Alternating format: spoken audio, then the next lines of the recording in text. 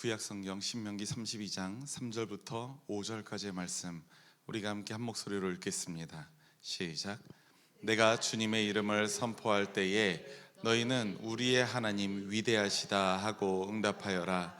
하나님은 반석 하시는 일마다 완전하고 그의 모든 길은 올곧다.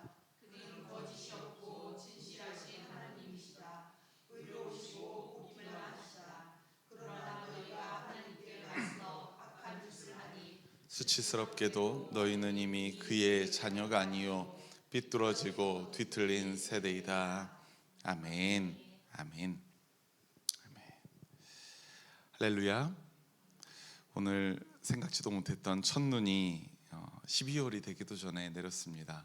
제가 동해에 산지 이제 10년이 됐는데 11월 눈은 굉장히 처음인 것 같아요. 네. 그래서 좀 약간 장모님도 처음이셔요. 네, 10년 살았는데 당연히 처음이겠군요. 네, 좀 당혹스럽긴 했지만 그래도 눈이 내리는 눈을 보면서 오늘 수요 예배인데 어쩌나라고 걱정을 했는데 눈이 쌓이기도 전에 다 괜찮아져가지고 역시 우리 동해는 날씨가 좋구나라는 생각을 했습니다. 저는 서울에서 또 천안에서 오래 살았기 때문에 그 지역에서 내린 그 눈이면 한 달 동안에는 그 지역 사람들 꽤 고생하겠구나라는 걸 알거든요. 서울 같은 경우 한남동에서 살았었는데 거긴 좁은 골목들이 있어요. 게다가 거기에는 굉장히 좋은 차들이 많이 있는데 그 골목은 한 달 동안 얼음이 녹지 않습니다. 제설이 거의 안 되는 지역이에요. 근데 제가 동해에 처음에 와서 눈이 수북하게 쌓인 걸 보고 너무나도 걱정했습니다. 그날이 주일이었거든요. 그런데 정말 감쪽같이 2-3시간 후에 아스팔트가 맨들맨들하게 제설해 놓은 것을 보면서 정말로 경악을 했었던 경험이 있는데 동해가 그런 것을 볼 때마다 더더욱 좋아지는 것 같습니다. 제가 오늘 인터넷을 하다가 부산에 내린 폭설이라는 글을 봤어요. 딱 봤는데 한 공원에 벤치가 하나 있는데 벤치에 하얀 눈이 아주 살짝, 진짜 살짝 내린 것을 보고 그 사람들은 부산에서 폭설이 내렸다라고 이야기를 하더라고요. 우홍정문 지사님께서는 울산 출신이라고 하셨는데 울산에도 눈이 거의 안 오죠. 네. 근데 동해 사람들의 폭설의 기준과 경상도 분들의 폭설의 기준이 그만큼 다른 것 같습니다. 눈 대신에 추위가 찾아왔는데 이 추위 어제에 비해서 많이 추워져서 여러분들도 오늘 하루 굉장히 떨면서 지내셨을 줄 압니다. 본격적으로 찾아온 올 겨울에도 여러분들의 몸과 영혼이 주님 안에서 늘 강건하고 또 주님 안에서 늘 행복한 여러분들의 삶이 되시기를 간절히 소망합니다. 말씀 들었다시피 오늘은 신명기의 마지막입니다. 32장부터 34장 마지막 장까지의 말씀을 우리가 함께 배워가겠습니다. 신명기 32장의 말씀은 그 쓰여진 문체에 있어서 기존의 신명기의 말씀과 분위기를 조금 달리합니다.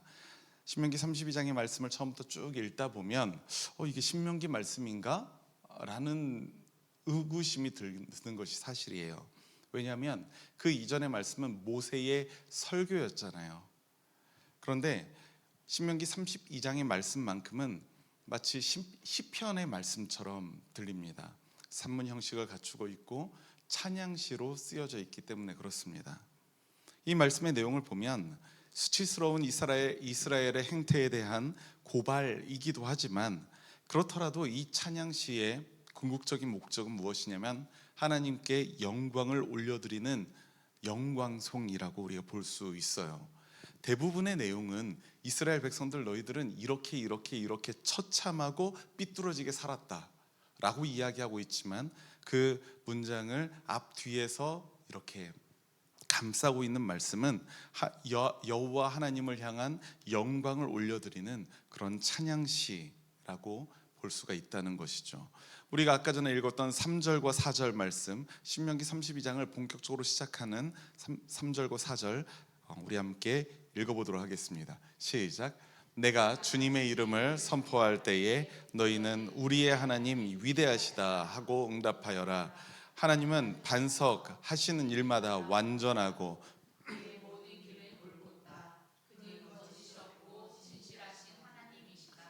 의로우시고 곱기만 하시다. 아멘. 정말 시편의 말씀 같지 않습니까? 시편에서 많이 보이던 그런 운율이 이 말씀에서 있어요. 그러나 이 3절과 4절에서는 하나님의 놀라운 은혜, 또 하나님이 올곧으시고 완전하심, 주님은 반석이시다, 이런 하나님의 영광스러운 모습을 고백하고 있는데, 이것과 대비되는 모습이 바로 이어지는 5절 말씀에서 기록되어 있습니다. 5절도 함께 읽겠습니다. 시작. 그러나 너희가 하나님께 맞서 악한 짓을 하니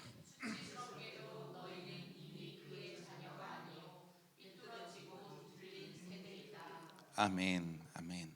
3절과 4절 말씀에서 반석이신 하나님은 이스라엘이 의지할 만한 분이시라고 고백하면서 동시에 이스라엘에 대해서는 하나님께 맞서서 악한 일을 하고 하나님의 자녀답지 않게 살아가고 비뚤어지고 뒤틀린 세대다라고 꼬집어 말하고 있는 겁니다.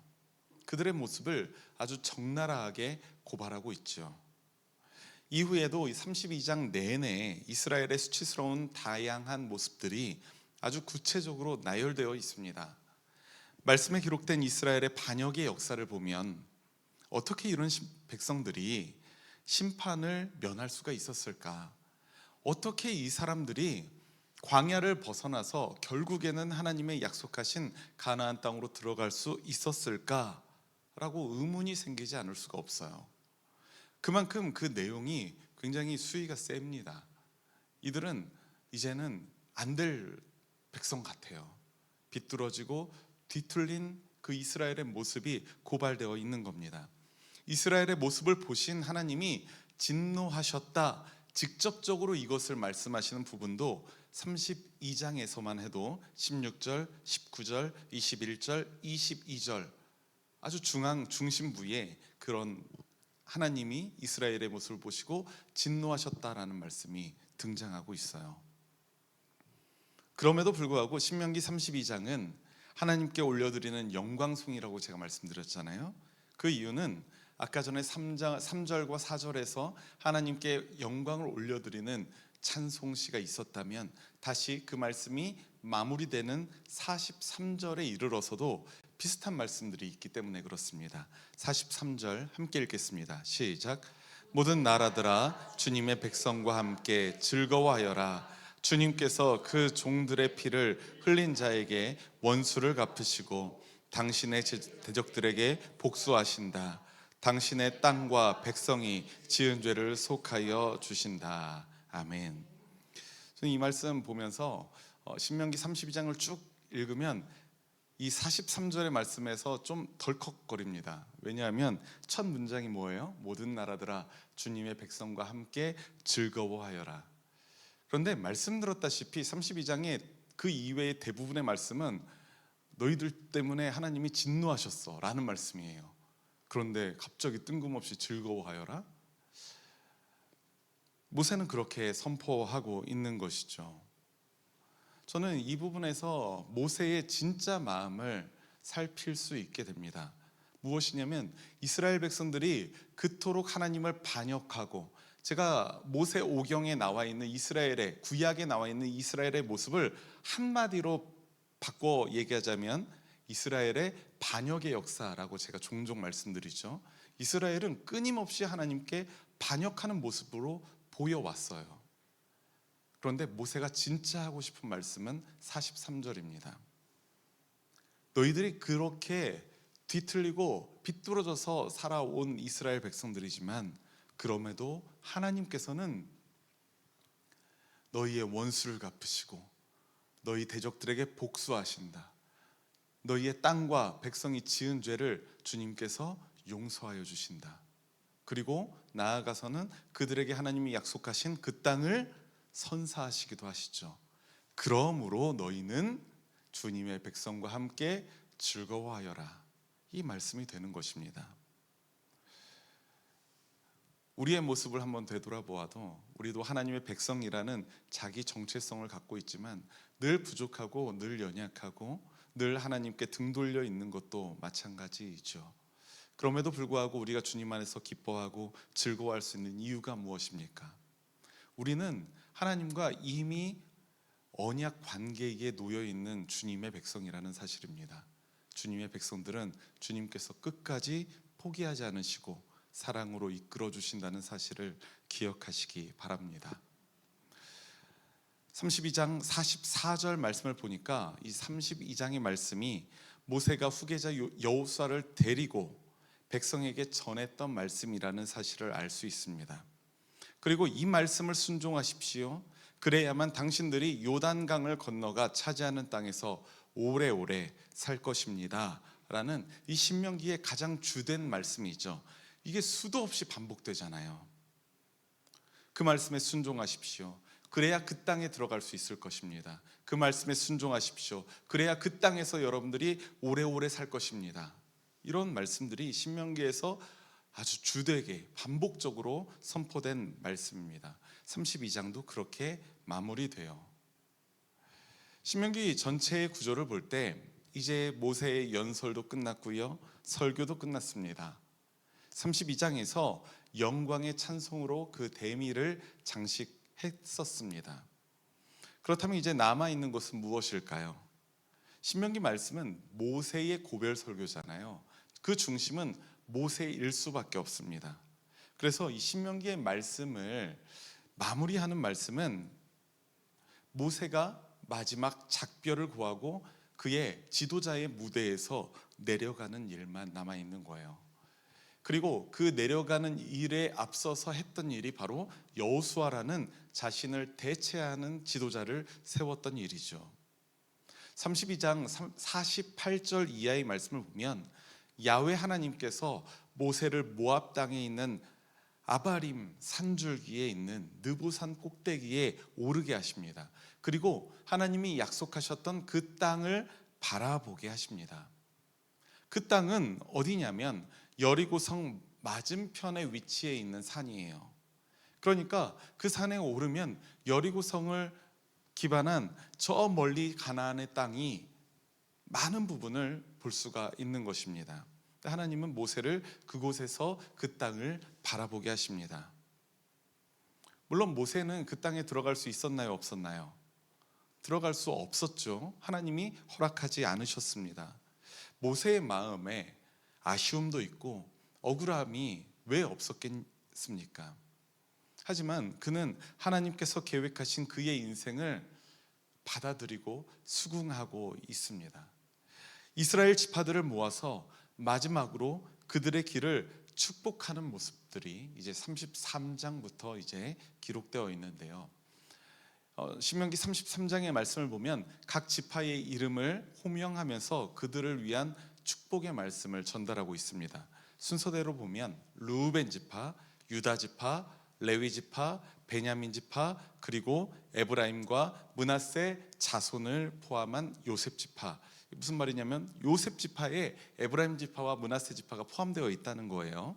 그리고 스불론 지파, 이사갈 지파, 단 지파, 납달리, 아셀 지파까지 축복을 받고 있습니다. 근데 여기에는 흥미로운 점이 두 가지가 있어요. 첫 번째 흥미로운 점은 이 축복의 리스트를 보면 한 지파가 빠져 있다는 겁니다. 바로 시므온 지파입니다. 성서학자들 중에는 이 이유가 시므온 지파가 왜 빠졌냐라고 하는 이유가 민수기 25장에 보면 여러분들에게도 이제 한번 이 자리를 통해서 우리가 배운 적이 있는데 바알브올 사건이라는 것이 있습니다. 바알브올 사건이 있었던 곳에서 브올이라는 땅에서 이제 모압 여인들과 음행하게 되는 거예요. 이스라엘 남자들이 음행하게 되었는데 그 모압 여인들이 그들의 육신뿐만 아니라 그들에게 자신이 섬기고 있는 이 신을 당신도 함께 섬기자라고 합니다. 근데 이스라엘 사람들이 홀딱 넘어가 버린 거예요.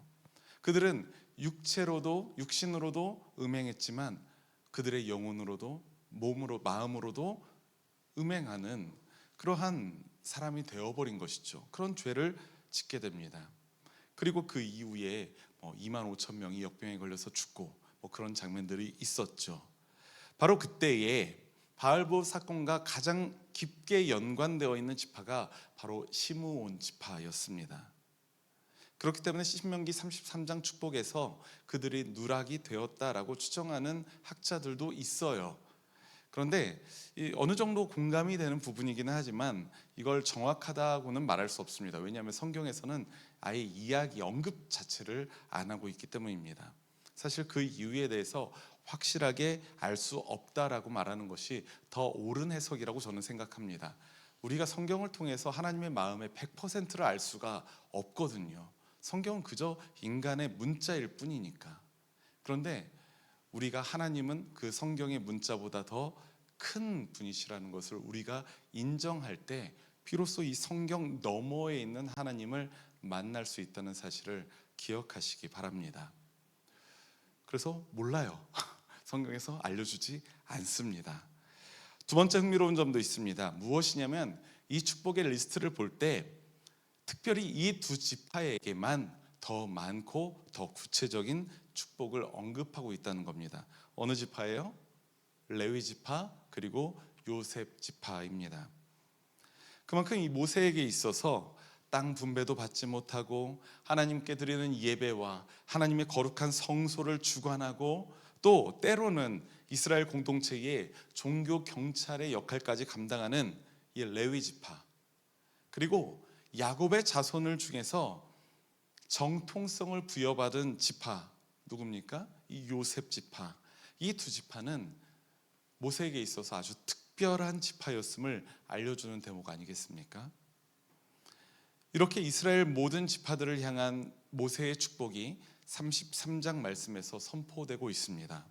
이 축복이 25절까지 이어진 후에 그 이후에 모세가 축복을 마무리하면서 덧붙이는 첫 번째 선포가 무엇입니까? 26절을 보면 이렇게 얘기하고 있어요. 이스라엘 백성아, 너희의 하나님과 같은 신은 달리 없다. 이스라엘 백성아, 너희의 하나님과 같은 신은 달리 없다. 하나님 같은 분은 너희에게 없어 라고 그 축복의 마무리를 짓고 있어요. 가나안 땅에서 맞닥뜨리게 될 이방의 우상들이 있습니다. 너무나도 많이 있습니다. 이방 민족들도 있을 뿐만 아니라 여러 가지 이방의 신이 있어요. 그 유혹에 앞서서 여호와가 이스라엘의 하나님이심을 분명히 말하고 있는 것입니다. 그리고 이스라엘이 받게 될 그 축복이 바로 하나님에게로부터 오는 것임을 확언하고 있는 부분을 우리가 29절 말씀에서 볼 수 있습니다. 29절 함께 읽겠습니다. 시작. 이스라엘아, 너희는 복을 받았다. 주님께서 구원을 받은 백성 가운데서 어느 누가 또 너희와 같겠느냐? 그분은 너희의 방패이시요